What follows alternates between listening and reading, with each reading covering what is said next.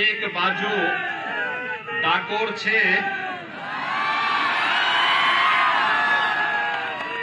અને બીજી બાજુ સંતરામ બાપા છે। ધન્ય છે આ ઉમરેઠની ધરા। ઉમરેઠની જનતા જનાર્દનને મારા જય श्री राम। मंच पर उपस्थित पूज्य संत स्वामी वल्लभलाल जी महाराज, लोकप्रिय सांसद श्री मितेश भाई पटेल जी, भारतीय जनता पार्टी के राष्ट्रीय महासचिव सम्मानित श्री सीटी रवि जी, जिला के अध्यक्ष श्री मयूर सुतार जी,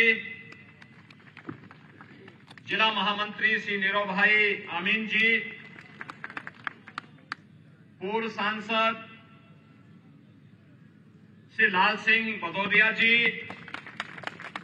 विमल भाई, श्री हर्ष भाई, श्री भरत भाई, श्री सुरेश भाई, श्री दिनेश भाई सोलंकी जी, मंच पर उपस्थित भारतीय जनता पार्टी के सभी पदाधिकारीगण, उमरेठ विधानसभा क्षेत्र से जुड़े हुए सभी उपस्थित भाइयों बहनों,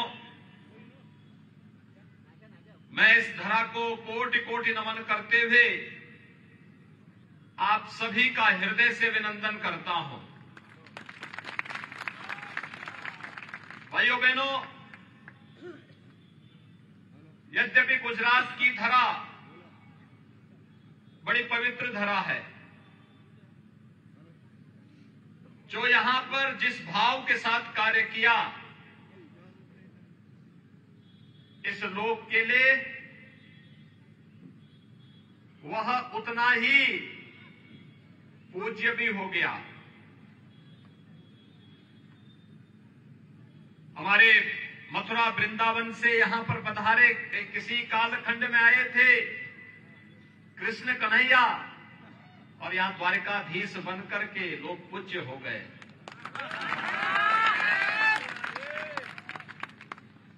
उत्तर प्रदेश की ही धरा के छपिया से आए भगवान स्वामीनारायण दुनिया में छा गए, और गुजरात की धरती ने जब देश की आजादी की लड़ाई में लोगों के मन में एक हताशा थी, एक निराशा थी, लगता था ये देश अब कभी आजाद नहीं होगा, तब गुजरात की धरती ने राष्ट्रपिता महात्मा गांधी दिए देश की आजादी का नेतृत्व करने के लिए। आनंद की धरती इस देश से बहुत सौभाग्यशाली है कि आनंद को अपनी कर्मभूमि बनाने वाले लौह पुरुष सरदार वल्लभ भाई पटेल की ये धरा है। लौह पुरुष सरदार वल्लभ भाई पटेल वर्तमान भारत के शिल्पी हैं। 563 रियासतों का एकीकरण करके भारतीय गणराज्य में मिलाना ये कोई सामान्य बात नहीं थी। सरदार साहब की दृढ़ इच्छा शक्ति के सामने जूनागढ़ और हैदराबाद का नवाब और निजाम को भी घुटना टेकना पड़ा था, अन्यथा ये लोग तो उस समय के प्रधानमंत्री पंडित जवाहरलाल नेहरू को आंख दिखाई चुके थे। जूनागढ़ के नवाब ने और हैदराबाद के निजाम ने मना कर दिया था। उन्होंने कहा हम स्वतंत्र अस्तित्व बनाएंगे, अन्यथा पाकिस्तान के साथ जाएंगे। सरदार साहब ने कहा ठीक है, मैं वहीं आता हूं। भाइयों बहनों, सरदार साहब के आने के पहले ही जूनागढ़ के नवाब को तो इतना तेजी से भागा कि वह अपने बच्चे और अपनी बीवी को यही भूल गए। निजाम घुटना टेकने के लिए मजबूर हो गया था। और भाइयों बहनों, आज जूनागढ़ और हैदराबाद भी 563 रियासतों की तरह भारत गणराज्य का हिस्सा बना हुआ है, अखंड भारत का हिस्सा बना हुआ है। ये इसी माटी के सपूत लोह पुरुष सरदार वल्लभ भाई पटेल की दृढ़ इच्छा शक्ति का कमाल था। भाइयों बहनों, जब कांग्रेस की भ्रष्टाचार, बेईमान और विश्वासघाती सरकार ने देश के अंदर अविश्वास का माहौल पैदा कर दिया था, जगह जगह अराजकता थी, आतंकवाद था, नक्सलवाद था, भ्रष्टाचार शासकीय व्यवस्था पर हावी हो चुका था, तब गुजरात की धरती ने मोदी जी को देश को प्रधानमंत्री के रूप में नेतृत्व देने के लिए दिया। ये गुजरात की ही धरती है और भाइयों बहनों, गुजरात की धरा का कमाल है। प्रधानमंत्री मोदी जी के नेतृत्व में आज वैश्विक मंच पर भारत की प्रतिष्ठा बढ़ रही है। देश की आजादी की लड़ाई के दौरान जब देश 1947 में आजाद हुआ था, तब हमने आजादी के उत्सव को तो नहीं देखा था, लेकिन आजादी का अमृत महोत्सव कैसे होना चाहिए, प्रधानमंत्री मोदी जी ने हर घर तिरंगा लगा करके आजादी के उत्सव के साथ 135 करोड़ लोगों को जोड़ने का कार्य किया। भाइयों बहनों, ये है कमाल का नेतृत्व। और जो ब्रिटेन 200 वर्षों तक भारत पे शासन किया था, आज उस ब्रिटेन को पछाड़ करके भारत दुनिया की 5वीं बड़ी अर्थव्यवस्था भी बन गया है।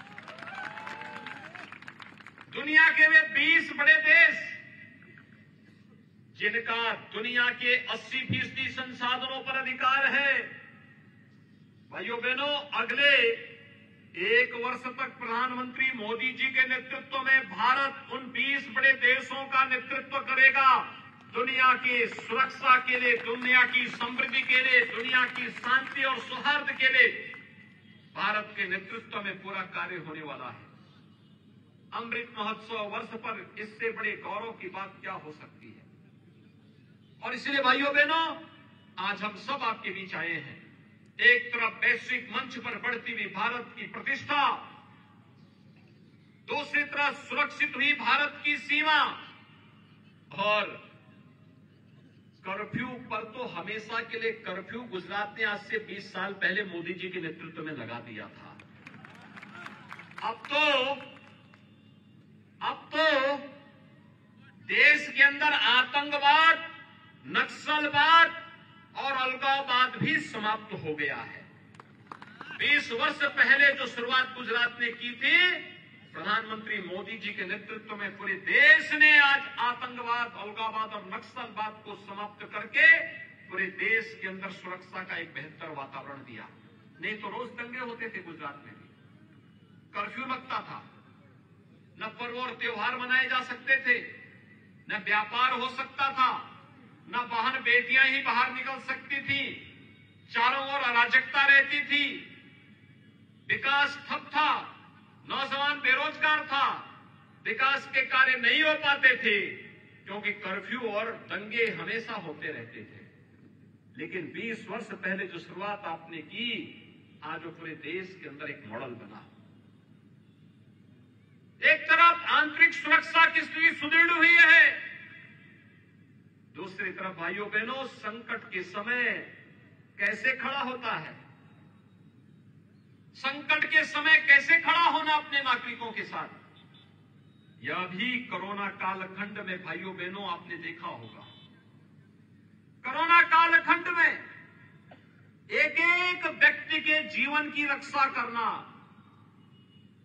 और उसकी जीविका की भी रक्षा करना, यही तो कार्य हुआ था।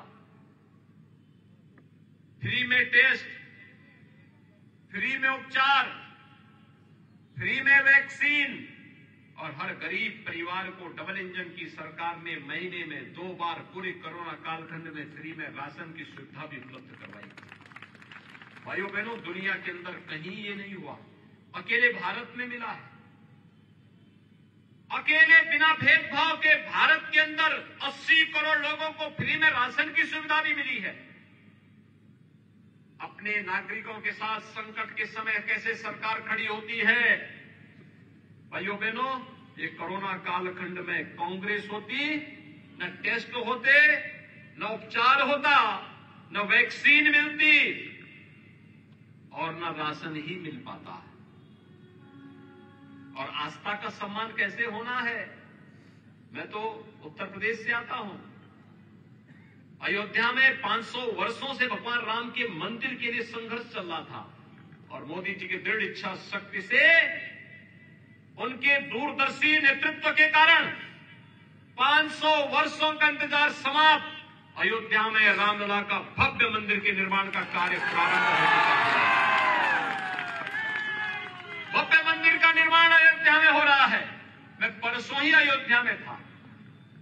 अयोध्या को सुंदरतम नगरी के रूप में वर्तमान में उसके सजाने संवारने का कार्य हो रहा था। आपने देखा होगा प्रधानमंत्री जी जब दीपोत्सव में अयोध्या पधारे थे, कितना भव्य कार्यक्रम था। ये है नई अयोध्या।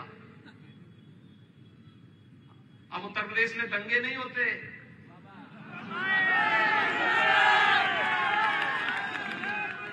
नहीं तो उत्तर प्रदेश में रोज दंगे होते थे।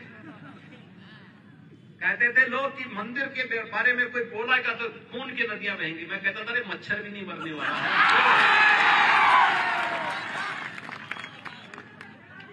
और भाइयों बहनों, बुलडोजर भी अब क्यों सड़क ही निर्माण नहीं करता है, इन माफियाओं की छाती को भी रौंदते हुए आगे बढ़ता है। उनकी संपत्तियों को जब्त करके गरीबों के लिए आवास बनाने का कार्य और बालिकाओं के लिए महिला संरक्षण गृह और अच्छे ट्रेनिंग सेंटर बनाने का काम भी करता है। और इसीलिए भाइयों बहनों, एक और अयोध्या में भगवान राम के भव्य मंदिर के निर्माण का कार्य, दूसरी तरफ काशी विश्वनाथ धाम का निर्माण, उज्जैन में महाकाल के महालोक का निर्माण, और भाइयों बहनों, उत्तराखंड के केदारपुरी और बद्रीनाथ धाम नए सिरे से सज और संवर रहे हैं। यहां पर द्वारिका धाम भव्य रूप से सज और संवर रही है। माता अंबा का दाता भव्य रूप से सज संवर रहा है। आज भाइयों बहनों, आस्था का भी सम्मान है, सूरवीरों का भी के प्रति भी कृतज्ञता ज्ञापित हो रहा है। नौजवानों के रोजगार के लिए भी नित नई स्कीम आ रही है। अन्नदाता किसानों को किसान प्रधानमंत्री किसान सम्मान निधि का लाभ मिल रहा है।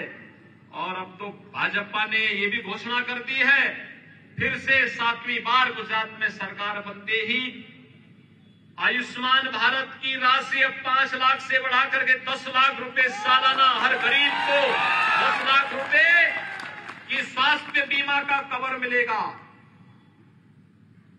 निराश्रित महिला और वृद्धजनों को पेंशन की सुविधा पहले से मिल रही है, इसमें वृद्धि की बात हुई है। नए नए रोजगार सृजन के लिए कार्यक्रम चल रहे हैं। भाइयों बहनों, मैं आपसे पूछना चाहता हूं, क्या कांग्रेस रहती तो क्या कश्मीर से धारा 370 हट पाती? कांग्रेस रहती तो क्या अयोध्या में भगवान राम का मंदिर बन पाता? काशी में काशी विश्वनाथ धाम का निर्माण हो पाता? और कोरोना कालखंड में भाई बहन आकर के आपका हालचाल लिए थे क्या? तो फिर चुनाव के समय ही ये क्यों दिखाई देते हैं? और इसलिए भाइयों बहनों, आपने देखा होगा उनकी कितनी राष्ट्रभक्ति है। और भारत जोड़ो यात्रा में चल रहे हैं, एक दिन कहते हैं कि राष्ट्रगान होगा और मंच पे खड़े होते हैं फिल्मी गाना बजने लगता है। भाइयों बहनों, इसीलिए मैं आपके पास आया हूं। कांग्रेस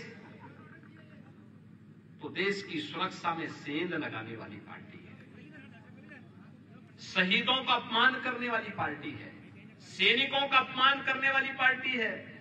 सरदार साहब को सम्मान नहीं दिया था कांग्रेस ने, और जब सरदार साहब ने संकल्प लिया था सोमनाथ मंदिर के पुनरुद्धार का, कांग्रेस के उस समय के नेतृत्व ने विरोध किया था।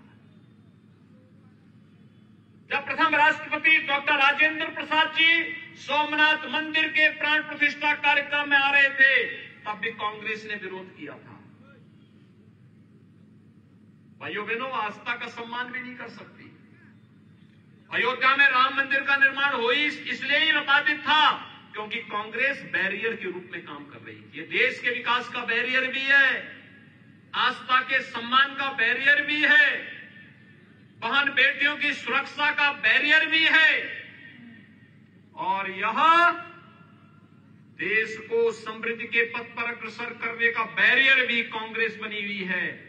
इसलिए बैरियर को हटाइए। दिल्ली से एक और नमूना आपके पास आया होगा,